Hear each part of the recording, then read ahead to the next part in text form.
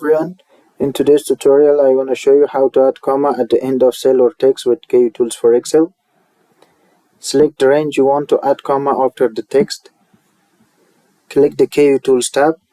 In the editing group, click the text drop-down list. Select the add text.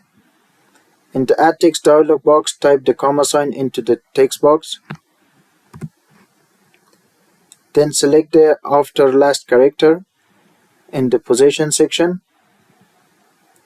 And if you check skip non-text cells, the non-text cells won't be included in the operation. Click the apply or OK button.